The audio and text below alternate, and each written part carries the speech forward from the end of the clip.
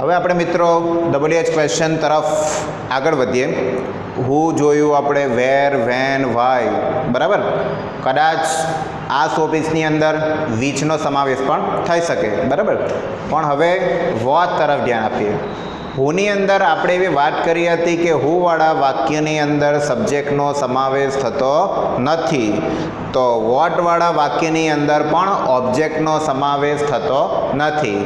હુની અંદર સબ્જેક્ટ નથી આવતો, જ્યારે વોટની અંદર ઓબ્જેક્ટ આવતો નથી, બરાબર બાળકો. તો હુવાળા વાક્યોની અંદર તમે બાય શબ્દની વાક્યની શરૂઆત કરો છો અને બાજુમાં લખો છો બાય હુમ.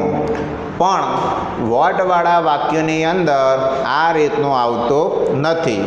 વોટવાળા વાક્યો સેમ અગાઉની વાક્ય રચના જોઈ તે મુજબ જ રહેશે.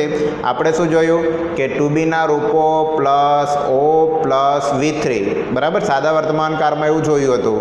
સાદા ભૂતકાળમાં પણ એ જ વાક્ય રચના આવે. ભવિષ્યકાળની અંદર વિલ કે સેલ કે MA પ્લસ ઓ પ્લસ B પ્લસ V3 જોયું હતું. અને પ્રેઝન્ટ પરફેક્ટની અંદર આપણે જોયું હતું હેવ હેઝ, પછી તરત જ ઓ પ્લસ બીન પ્લસ V3. જ્યારે ભવિષ્ય ચાલુ વર્તમાનકાળ હોય તો એની અંદર am is are plus O plus being plus V3. પણ અહીં વોટવાળા વાક્યની અંદર ક્યારે પણ પ્રશ્નાર્થ ચિહ્નવાળું જ્યારે વાક્ય આપેલું હશે ત્યારે ક્યારે પણ તમને કર્મ જોવા મળશે નહીં. સીધું જ તમને વાક્યની અંદર સબ્જેક્ટ WHની જે એક્ટિવની જે વાક્ય રચના છે એની વાક્ય રચનામાં તમને શું હશે કે ભાઈ WHની જે એક્ટિવની વાક્ય રચના હોય તો અહીં એક્ટિવની એક વાક્ય રચના લખું છું એટલે તમને ખ્યાલ આવે કે આમાં ઓબ્જેક્ટ આવતો નથી. કારણ કે હુવાળા વાક્યમાં તો કેવું થાય કે બાય હુમ લખો એટલે સબ્જેક્ટનો સમાવેશ થઈ જાય છે. પણ અહીંયા તો સવાલ હોય કે જવાબ હોય, બંનેની અંદર કર્મનો સમાવેશ થતો નથી. ઓકે, ચલો એટલે એની વાક્ય રચના જરા જોઈ લઈએ કે પહેલું શું આવે એક્ટિવની અંદર વોટ, બરાબર. ચાલો ત્યાર પછી વોટની બાજુમાં આવશે તમારો વાક્યમાં ડુ, ડસ કે પછી વાક્યમાં ક્રિયાપદનો ડુ, ડસ, ડીડ, વિલ. તમે આગળ અહીંયા જોઈ શકો છો વોટની બાજુમાં શું છે ડુ, ડસ, બરાબર, કે પછી did, will, MA, have, has, had, બરાબર. એટલે કોઈ પણ ટુ બી અથવા તો શું આવશે સહાયક, બરાબર. ત્યાર પછી વાક્યની અંદર શું આવશે ક્રિયાપદનું મૂળ રૂપ એટલે કે V1, બરાબર. ત્યાર પછી વાક્યની અંદર V1 આવ્યા પછી કદાચ અહીંયા V1 હોય કે પછી V4 હોય કે પછી ING વાળું રૂપ, અત્યારે આપણે V1 લખીએ છીએ, બરાબર. ત્યાર પછી વાક્યની અંદર તમે વાક્યમાં V1 લખાઈ ગયા પછી દાખલા તરીકે what do you play today, બરાબર. આવું વાક્ય છે what do you play today. એટલે આપણે પહેલાં વોટ ડુ યુ એટલે અહીંયા પહેલાં આપણે શું લખી રહીએ subject. What do you play એટલે V1 અને પછી કદાચ કોઈ અન્ય શબ્દ હોય તો લખવાનો, નહીં તો કંઈ નહીં, બરાબર. આ જેટલી વાક્ય રચના જે છે એ એક્ટિવની છે. તો પેસિવમાં ફેરવતી વખતે આપણે અહીં કે વાક્ય તમને આપેલા છે એ પહેલાં ઉદાહરણોની ચર્ચા કરીએ. ઉદાહરણો જોતા પહેલાં વાક્ય રચના જો. તો પહેલી વાક્ય રચના છે પ્રેઝન્ટ અને પાસ્ટ. તો પ્રેઝન્ટ અને પાસ્ટ વાળી વાક્ય રચનામાં પહેલાં જોઈ શકો છો કે વોટ, ત્યાર પછી ટુ બીનું રૂપ. ટુ બીનું રૂપ એટલે એમ ઇઝ આર આપેલું હોય, પછી આપેલું હશે V3. મોટા ભાગે વોટવાળી વાક્ય રચનામાં 99% તમારે એક વચનમાં જ ટુ બીનું રૂપ લખવાનું રહેશે. એનું એક રીઝન છે કે તમને વેર વાળું જે વાક્ય હતું એક અપવાદ વાક્ય હતું કે where will they meet tomorrow, એવું સેન્ટન્સ આપણે ભવિષ્યકાળનું જોયું હતું. પણ એ વાક્યની અંદર પણ કર્મનો સમાવેશ કરેલો નથી, એક અપવાદ વાક્ય હતું. મેં કાઉન્સમાં લખેલું પણ હતું કે આ વાક્ય અપવાદ છે. તો આવા અપવાદવાળા વાક્યો જે હોય તેમાં કર્મ આવતું નથી, પરંતુ વોટનો તો નિયમ જ છે કે વોટવાળા વાક્યની અંદર ક્યારે પણ કર્મનો સમાવેશ કરવામાં આવતો નથી. આવી પરિસ્થિતિની અંદર તમારે કર્મ ઓ શબ્દ તમારે સવાલમાંથી અને જવાબમાંથી એટલે કે એક્ટિવમાંથી અને પેસિવમાંથી બંનેમાંથી આ શબ્દ દૂર કરવાનો રહેશે. બરાબર બાળકો? તો હવે વોટ વાળી વાક્ય રચનામાં પ્રેઝન્ટ અને પાસ્ટ તરફ. તો પ્રેઝન્ટ ટેન્સ વાળી વાક્યમાં વોટ પ્લસ ટુ બીનું રૂપ એટલે કે સવાલમાં ડુ ડઝ કે ડીડ આપેલું હશે તો તમારે ડુ ડઝ ડીડનું તમારે એમ ઇઝ આર અથવા તો વોઝ વેરનો ઉપયોગ કરવાનો રહેશે. ચલો ત્યાર પછી V3 શબ્દ ડાયરેક્ટ જ આપણે ઓ પછી લખી દીધું છે, નહીં તો પેલી બધી વાક્ય રચનામાં શું હતું કે ઓની બાજુમાં V3 શબ્દનો ઉપયોગ કરવામાં આવતો હતો. તો V3 plus by plus S V3 લખો એટલે આપણી વાક્ય રચના જેમ જૂની વાક્ય રચના જે શરૂ થતી હતી બધી જ કે એક વખત V3 આવ્યું એટલે બધી જ વાક્ય રચના કોમન. ઓકે ચલો તો પ્રેઝન્ટ અને પાસ્ટની અંદર આ વસ્તુનું ધ્યાન તમારે રાખવાનું. ત્યાર પછી ફ્યુચર અને MA. તો ફ્યુચર અને MAની અંદર સવાલની અંદર વિલ શેલ કે MA એટલે અગાઉ બી વાત કરી છે સહાયક શબ્દો તો ઉપયોગ કરવામાં આવેલો હશે. તો વોટ પ્લસ ટુ બીનું રૂપ એટલે વેલ અથવા તો MA શબ્દ can could may might should would કે મસ્ટનો ઉલ્લેખ હશે. ત્યાર પછી બી ભવિષ્યકાળ અને સહાયક શબ્દો આવે એટલે બી શબ્દ ફરજિયાત લખવાનું. બી લખો એટલે શું લખી દેવાનું V3 અને V3 એકવાર આવે એટલે વાક્યમાં તમારું વાક્ય પૂરું એવું સમજીને ચાલવાનું, કારણ કે V3ની બાજુમાં બાય પ્લસ એસ પ્લસ ઈ એટલે કે એક્સ્ટ્રા અથવા તો અધર વર્ડ્સ પણ કહી શકાય છે પ્લસ ક્વેશ્ચન માર્ક. ચલો ત્યાર પછી પરફેક્ટ ટેન્સ જેમાં આપણે પ્રેઝન્ટ અને પાસ્ટ બંનેનો સમાવેશ થાય, પણ પ્રેઝન્ટની અંદર તમારે હેવ હેઝ હશે અને પાસ્ટમાં શું હશે હેડનો ઉપયોગ કરેલો હશે. ચલો એટલે વોટની જગ્યા પર વોટ હશે તમારે હેવ હેઝ અને હેડ, પણ અહીંયા ભલે હેવ અને હેઝ આપેલું હોય પણ તમારે કોનો ઉપયોગ કરવાનો રહેશે હેઝનો જ. એનું કારણ છે કે કર્મ આપેલું ન હોય ને કર્મ ન હોય એટલે એ વાક્ય બની જાય એક વચનનું. ભલે તમને વાક્ય રચનામાં લખેલું છે પણ મોટા ભાગે 99% આ હેવનો ઉપયોગ પણ મેં લખેલો છે, કારણ કે કોઈ અપવાદ રૂપે તમને કન્ફ્યુઝ કરવા માટે who will he teach you. હવે યુ આવી જાય એટલે તમે કન્ફ્યુઝ થઈ જાઓ. તો આવી પરિસ્થિતિની અંદર તમારે જૂની વેર વેન અને વાયનો ઉપયોગ કરેલો છે એ વાક્ય રચનાને ધ્યાન આપીને કામ કરવાનું રહેશે, પણ મોટા ભાગે એક વચનમાં જ તમારે ટુ બીનું રૂપ લખવાનું હોય છે. એટલે હેવની જગ્યા પર હેવ, હેઝની જગ્યા પર હેઝ અને હેડની જગ્યા પર હેડ. ચલો પછી પરફેક્ટ ટેન્સ આવે એટલે બીનનો ઉપયોગ તો ફરજિયાત કરવાનો જ હોય છે, એટલે કે been plus V3 plus by plus S plus E plus question mark. Okay ચલો કન્ટિન્યુ ટેન્સની અંદર કન્ટિન્યુ ટેન્સ એટલે કે am is are was were બરાબર, અથવા તો વિલનો ઉપયોગ પણ હોઈ શકે છે. તો પણ ફેરફાર તો શું રહેશે ટુ બીના રૂપની જગ્યા પર ટુ બીના રૂપનો જ ઉપયોગ થશે. તો વોટની જગ્યા પર વોટ, ટુ બીનું રૂપ એટલે એમ ઇઝ આર અથવા વોઝ વેર આવશે, પ્લસ આમાં જવાબમાં આઈએનજી આવે એટલે ક્રિયાપદના આઈએનજી કાઢવા માટે તમારે બીઈંગ શબ્દનો ઉપયોગ કરવાનો છે, plus V3 plus by plus S plus E plus question mark. ચલો બાળકો હવે આપણે વાક્ય રચનાની વિશે તો ખ્યાલ મેળવી લીધો, હવે આપણે દરેકના વાક્યો જોઈશું. બરાબર છે? ચલો હવે પહેલું વાક્ય જે છે એ કયા ટેન્સનું છે પહેલાં એ નક્કી કરવું પડે. What does she do in the morning. હવે ડઝ આવ્યું છે એટલે સાદો વર્તમાનકાળ છે એવું માનીને તમારે ચાલવાનું છે. એમ પણ ડુ અને ડઝ આવે એટલે તમારે વિચારવાની જરૂરિયાત એટલી રહેતી નથી. ચાલો તો વોટની જગ્યાએ વોટનું સ્થાન ક્યારે પણ કોઈ પણ WH જે છે એના સ્થાનમાં ફેરફાર કરવાનો આવતો નથી, પણ વેર વેન વાય જેવા શબ્દો જે છે એ શબ્દો તમારા બને છે શોપીસ, એટલે કે એના સ્થાનમાં તો ફેરફાર તો ઠીક, પણ પ્રશ્નાર્થવાળી વાક્ય રચના છે એમાં ખાલી એ શોપીસ બને છે, જ્યારે બીજા WHમાં એવું થતું નથી. ચલો પહેલું વાક્ય જે છે આન્સર્સ. ચલો પહેલું વાક્ય જે છે પહેલું વાક્ય શું છે? What does she do in the morning. હવે ઇન ધ મોર્નિંગ એ તો શું થયું? સમયગાળા. બીજી એક વસ્તુ ધ્યાન આપવાનું કે વોટવાળા વાક્યની અંદર કર્મ નહીં આપેલું હોય તો અન્ય શબ્દનો ઉપયોગ ખાસ કરીને આવશે, બરાબર? 100% તો નહીં, પણ 99% એમાં અન્ય શબ્દ હશે, કારણ કે અન્ય શબ્દ વગર કર્મનું વાક્ય ન હોય તો ચાલી શકે. હવે પહેલું વાક્ય છે વોટ ડઝ છે એટલે તમારો સહાયક શબ્દ, સી એ તમારો સબ્જેક્ટ છે, ડુ એ ક્રિયાપદ છે અને કર્મ આપેલું નથી. અહીંયા દરેક વાક્ય તરફ જોઈ શકો છો. અહીંયા તમને ક્રિયાપદની બાજુમાં તરત જ સ્થળ આપેલું છે, ક્રિયાપદની બાજુમાં સ્થળ છે, ક્રિયાપદની બાજુમાં સ્થળ છે, ક્રિયાપદની બાજુમાં સમય છે, ક્રિયાપદની બાજુમાં સમય છે અને ક્રિયાપદની બાજુમાં સમય છે. તો બધા જ વાક્યમાં તમે જોઈ શકો છો કે સ્થળ અને સમય શબ્દનો ઉપયોગ કરવામાં આવે ને સ્થળ અને સમય એટલે તમારા અધર વર્ડ્સ કે એક્સ્ટ્રા વર્ડ કહેવાય. તો આ શબ્દનું સ્થાનમાં કોઈ પણ પ્રકારનો ફેરફાર કરવાનો આવતો નથી.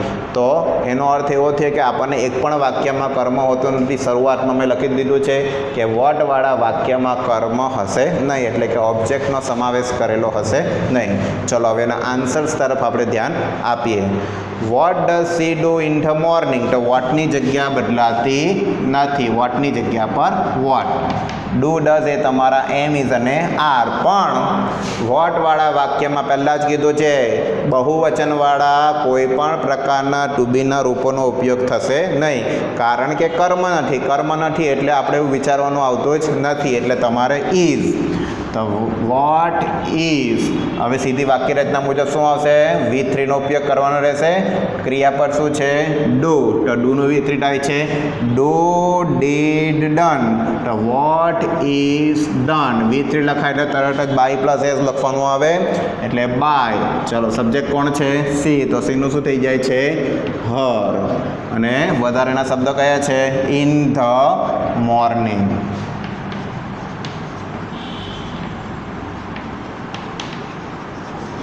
ચલો ક્વેશ્ચન માર્ક ફરજિયાત રહેશે. બીજું sentence what does he tech in the shop. ચલો આમાં પણ ડઝનો ઉપયોગ કરેલો છે, બરાબર? તો ડઝનો ઉપયોગ કરેલો હોવાના કારણે આપણે વાક્યની અંદર વોટની જગ્યા પર વોટ. અહીં તમે જોઈ શકો છો કે વિલ સુધીના જ મેં ઉદાહરણ લખેલા છે. હજી તો આપણે પરફેક્ટ અને કન્ટિન્યુ અને એમએ એટલે કે સહાયકના ક્રિયાપદો લખવાના બાકી છે. પહેલાં આપણે 7 ઉદાહરણની ચર્ચા કરી લઈએ. ચલો તો વોટની જગ્યા પર વોટ. ઓકે, ચલો ત્યાર પછી ડઝ છે તો ડઝનું શું થઈ જશે? ઇઝ. એક વચન જ તુબીનું રૂપ લખવાનું છે, યાદ રાખજો. ચલો ત્યાર પછી ક્રિયાપદ ટેક છે તો ટેકનું શું થઈ જશે? ટેકન. ત્યારબાદ બાય પ્લસ સબ્જેક્ટ. સબ્જેક્ટ કોણ છે? હી. તો હીનું થઈ જશે હિમ. જેમ સીનું હર થાય તેમ બાય હીનું થઈ જશે હિમ. અને વધારેના શબ્દો કયા છે? In the shop. ચાલો હવે બે સાદા વર્તમાનકાળના વાક્યો ડઝથી જોઈએ, એક આપણે ડુથી જોઈએ. ચલો what do they tell in the meeting. એટલે મીટિંગમાં તેઓએ શું કહ્યું? જે શું કહ્યું એ તમને દેખાશે નહીં, કારણ કે કર્મ હોતો નથી. હવે કદાચ વાક્યની અંદર કન્ફ્યુઝ કરવા માટે વોટ ડુ ધે ટેલ મી. તો મીની જગ્યા પર જ્યારે આવે છે ત્યારે તમારે મીની જગ્યા આવે એટલે તમારે વેર, વેન અને વાય શબ્દને જે વાક્ય રચના હતી એ વાક્ય રચનાને યાદ કરવાનું. પણ તમને એટલું કન્ફ્યુઝ કરવામાં આવતું નથી, કારણ કે આમાં સ્પષ્ટ રીતે લખેલું છે કે કર્મનો સમાવેશ થશે નહીં. ચલો તો વોટની જગ્યા પર વોટ. ડુ છે એટલે તમારું એક વચનમાં ટુ બીનું રૂપ આવવાનું છે એટલે ડુનું થશે ઇઝ. ચલો ક્રિયાપદ પછી શું છે? ટેલ. તો ટેલનું શું થશે? ટોલ્ડ. ત્યારબાદ બાય પ્લસ એસ એટલે તે આપેલું છે તો બાય ધેમ. અને વધારેનો શબ્દ કયો છે? In the meeting. ચલો ત્યારબાદ સાદા વર્તમાનકાળના વાક્યો જે છે એ અહીં આપણે પૂર્ણ કરેલા છે. ત્યાર પછી આપેલું છે ડીડ. ડીડ આવે એટલે તમારે સાદા ભૂતકાળનો સમાવેશ થાય છે અને ડીડ એટલે વોઝ અને વેર. પણ વોટ એ અપવાદમાં આવતો હોવાના કારણે એમાં તમારે શું કરવાનું છે? ઓનલી ફોર વોઝનો જ ઉપયોગ કરવાનો રહેશે. What did you buy from DMart. તો તમે વોટની જગ્યા પર પહેલું આવશે વોટ. ડીડ એટલે તમારા વોઝ અને વેર, પણ વોટની અંદર ઓનલી ફોર એક વચનના જ ટુ બીના રૂપોનો ઉપયોગ કરવામાં આવશે. તો વોટનું વોટ, ત્યાર પછી વોઝ, ત્યાર પછી ક્રિયાપદ શું આપેલું છે? બાય. તો બાયનું થશે બોટ. ત્યાર પછી ક્રિયાપદ કર્મ સબ્જેક્ટ શું છે આપણો? યુ. તો બાય યુ ફ્રોમ ડીમાર્ટ. હવે આપણે 3 ટેન્સની અંદર તમે એમ જોઈ શકો છો કે વાક્યમાં તમે 3 ટેન્સની અંદર વાક્યમાં તમને દેખાય છે કે ડીડ, ડુ અને ડઝ આ 3 શબ્દોનો આપણે ઉપયોગ કરેલો છે. તો એનો અર્થ થાય છે કે એમ ઇઝ આર ની જગ્યા પર ઓનલી ફોર ઇઝનો જ ઉપયોગ થયો છે અને વોઝનો જ ઉપયોગ થયો છે. કહેવાનો ભાવ અર્થ એવો છે કે એક વચન સિવાય બીજું કોઈ પણ તમારે શબ્દ આવતો નથી, કોઈ પણ એની ટેન્સ હોય. ચલો ત્યાર પછી વોટ ડીડ, હજી પણ એક ભૂતકાળનું વાક્ય છે. What did you it yesterday, તમે ગઈકાલે શું ખાધું? પણ જે ખાધું છે તે આપણે લખવાનું નથી, એટલે આપણે કર્મ આપેલો હોતો નથી. તો વોટની જગ્યા પર વોટ, ડીડ છે તો ડીડની જગ્યા પર શું થશે? વોઝ. ચલો વોઝ આવે એટલે તરત જ ક્રિયાપદ જોવાનું. ક્રિયાપદ શું છે? ઈટ. ઈટનું વિતરી શું થાય છે? ઈટ, એટ, ઈટન. તો વોઝ ઈટન. સબ્જેક્ટ શું છે? યુ. તો બાય યુ. ચલો છેલ્લે શું વધ્યું છે? યસ્ટરડેની જગ્યા પર યસ્ટરડે. ઓકે, તો આપણે 2 ટેન્સ જોયો, પ્રેઝન્ટ અને પાસ્ટ. ચલો ત્યાર પછી તમને દેખાય છે વિલ. વિલવાળો વાક્ય આવે એટલે શું કહેવાય? ફ્યુચર. બરાબર. તો ફ્યુચરવાળો વાક્ય તરફ ચલો વોટની જગ્યાએ વોટ વિલ હી સર્વ ટુમોરો, તેણે તમને ગઈકાલે જે છે એ આવતીકાલે શું સર્વ કરશે? તો તમને વાક્યની અંદર વોટની જગ્યા પર વોટ, વિલની જગ્યા પણ બદલાતી નથી. ચલો પણ વાક્યની અંદર ક્રિયાપદ શું છે? સર્વ. સર્વ છે તો એનું વિતરી શું થાય છે? સર્વ થાય છે. પણ વાક્યમાં ભવિષ્યકાળ આવે એટલે બી પ્લસ V3નો ઉપયોગ કરવાનો રહેશે. તો વોટ વિલ બી સર્વડ, બરાબર, બાય. હવે વાક્યમાં સબ્જેક્ટ કોણ છે? હી. તો હીનું શું થાય છે? હિમ. અને ટુમોરોનું થાય છે ટુમોરો. ઓકે, ચલો ભવિષ્યકાળનું બીજું એક વાક્ય જોઈએ. What will Riya make next week? Riya આવતી વીકમાં એટલે કે આવતા અઠવાડિયામાં શું બનાવશે? હવે પ્રોજેક્ટ રિપોર્ટ હોય, બરાબર, કોઈ પણ કાર્ય કરવાનું હોય તો વોટની જગ્યા પર વોટ, વિલની જગ્યા પર વિલ. હવે ક્રિયાપદ શું છે? મેક. મેકનું V3 શું થાય છે? મેડ થાય છે. પણ V3 પહેલાં શું લખવું પડે? વિલ છે એટલા માટે બી. મેકનું થાય છે મેડ બાય. ચલો સબ્જેક્ટ કોણ છે? રિયા. અને અન્ય શબ્દ કયા છે? Next week. ચલો તો આ આપણે મુખ્ય જે સાદા વર્તમાન, ભૂતકાળ અને ભવિષ્યકાળ છે એના ઉદાહરણો તરફ જોયું. હવે આપણે ઉદાહરણ સવાલ 8મા નંબરથી એટલે કે 8 નંબરનો જે ક્વેશ્ચન છે ત્યાંથી આપણે શરૂઆત કરશું સહાયક શબ્દો તરફ. બરાબર, આગળ વધીએ. ચલો વિદ્યાર્થી મિત્રો, ભવિષ્યકાળનું ઉદાહરણ આપણે જોયું. હવે આપણે જોઈએ છે ભવિષ્યકાળ પછી સહાયક શબ્દો. આપણે ટોટલ 7 ઉદાહરણો જોયા આપણે. હવે આપણો 8મા નંબરનું ઉદાહરણ જે જોઈએ, vote can C written today. યાદ રાખજો, વાક્યની અંદર સહાયક શબ્દ આવે એટલે તમારે શું ધ્યાન આપવાનું હોય છે? ક્રિયાપદનું મૂળ રૂપ. તો વાક્યની અંદર what can she write today, તે આજે શું લખી શકશે? હવે કોઈ કામ આપેલું હશે એના ટીચરે તો તે કાર્ય એણે પૂર્ણ કરવાનું હશે. તો વાક્યની અંદર તમને વોટની જગ્યા બદલાતી નથી.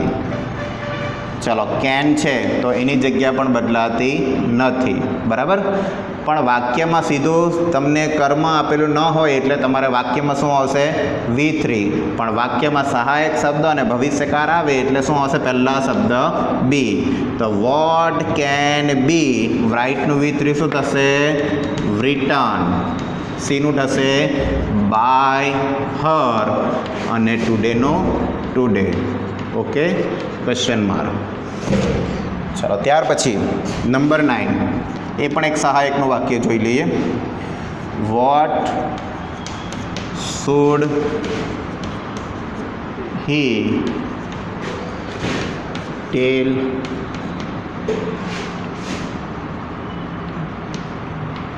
in the meeting. ચલો, તો તે મીટિંગમાં આજે શું કહેશે? તો વોટની જગ્યા પર વોટ, શુડની જગ્યા પર શુડ, ક્રિયાપદ આવશે પણ ક્રિયાપદ પહેલાં શું લખવાનું રહેશે? બી. ટેલું થશે ટોલ્ડ. ચલો હવે હી આવ્યું છે એટલે હીનું શું થશે? By him in the meeting. ચલો આ વાત કરી છે આપણે કોની? સહાયક શબ્દોની. હવે આપણે વાત કરીશું સહાયક પછી આપણે એક પૂર્ણ વર્તમાનકાળ, પૂર્ણ ભૂતકાળની વાત કરીએ. ચલો તો પૂર્ણ વર્તમાનકાળનું એક વાક્ય લઈએ છીએ. વોટ હેવ યુ બ્રોકન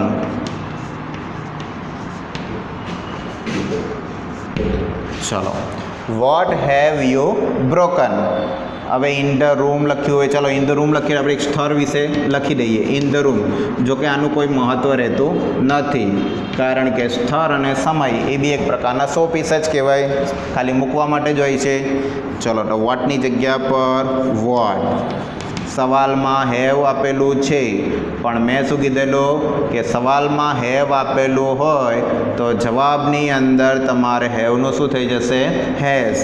કારણ કે તમારે વાક્ય રચના મુજબ V3 તરત લખવાનું આવે છે પણ V3 આવે એટલે V3 લખતા પહેલાં શું લખવું પડે?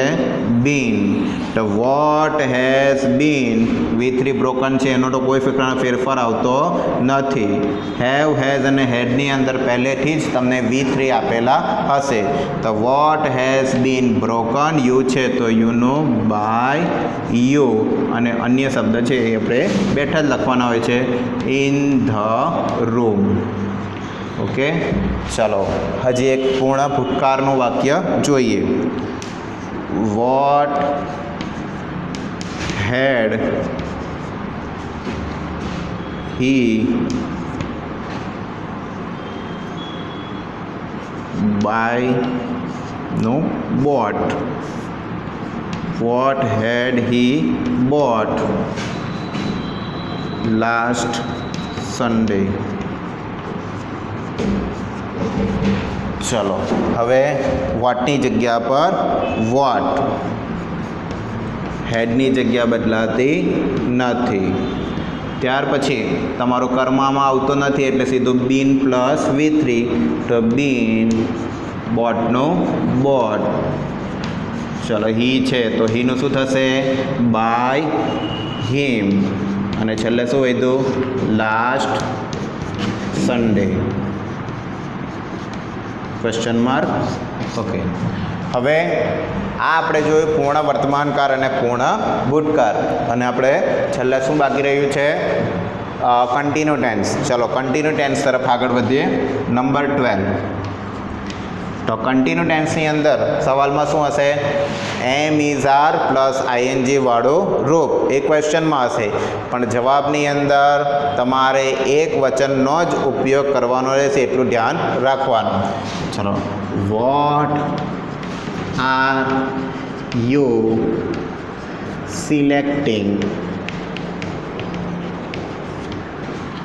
from this shop. ચલો તો વોટની જગ્યા બદલાતી નથી. આર આપેલું હોવા છતાં પણ તમારે એક વચનમાં જ તુબીનું રૂપ લખવાનું રહેશે એટલે આરનું થઈ જશે ઇઝ. ચલો ક્રિયાપદ શું છે? સિલેક્ટિંગ. ING વાળું પ્રત્યય હોવાના કારણે તમારે શું લખવું પડશે? અહીંયા બીંગ. તો વોટ ઇઝ બીંગ, સિલેક્ટિંગ છે તો સિલેક્ટિંગનું V3 શું થઈ જશે? Selected. What is being selected by you. અન્ય શબ્દ કયો છે? From the shop. ચલો આગળ વધીએ. Number 13. What are they planning now. ચલો what are they planning now. તો વોટની જગ્યા પર વોટ. ચાલો ત્યાર પછી ક્રિયાપદ છે એટલે તમારે તો પણ એક વચનમાં જ લખવાનું છે. વોટ ઇઝ બીંગ પ્લાનિંગ છે તો તેનું શું થઈ જશે? Plan. What is being plan by them અને છેલ્લે વધ્યું છે નાવ. બરાબર. ચલો એક ચાલુ ભૂતકાળનું વાક્ય જોઈ લઈએ. Number 14. What was C drawing at that time. ચલો તો વોટની જગ્યા બદલાતી નથી. ત્યાર પછી વોઝની જગ્યા પર વોઝ. ચલો આઈએનજી છે એટલે બીંગ. અને ત્યાર પછી વાક્યમાં શું આપેલું છે? What was being. હવે સબ્જેક્ટ શું છે? સી છે તો સી છે એટલે બાય હર. અને છેલ્લે શું છે? At that time. ઓકે. તો અહીં આપણે આ 14 ઉદાહરણ દ્વારા જોયું કે વોટવાળા જે વાક્યો છે એ વાક્યની અંદર કર્મ આવતું નથી. એટલે કર્મ ક્યારે પણ પરીક્ષામાં ઉપયોગ કરવાનો રહેતો નથી. તો અહીં આપણે જે આપણે જે લેક્ચર જોયા એટલે કે આ 3 લેક્ચરોમાં જે લેક્ચર નંબર 25, 26 અને 27 એમાં ઓનલી પર આપણે કોની વાત કરી છે? માત્ર ને માત્ર WH ક્વેશ્ચનની જ વાત કરી છે. તો આ WH ક્વેશ્ચનને તમારે પરીક્ષામાં ધ્યાન રાખવાના, કારણ કે આટલા જે WH ક્વેશ્ચન ચલાવે એમાંથી જ ખાસ કરીને પરીક્ષામાં પૂછાય છે. બરાબર. નેક્સ્ટ પિરિયડની અંદર આપણે મિક્સ એક્સરસાઇઝ એટલે અત્યાર સુધી જેટલા પણ વોઇસના એક્સરસાઇઝ જોયા એ એક્સરસાઇઝ એક સાથે આપણે જોઈશું. ઓકે.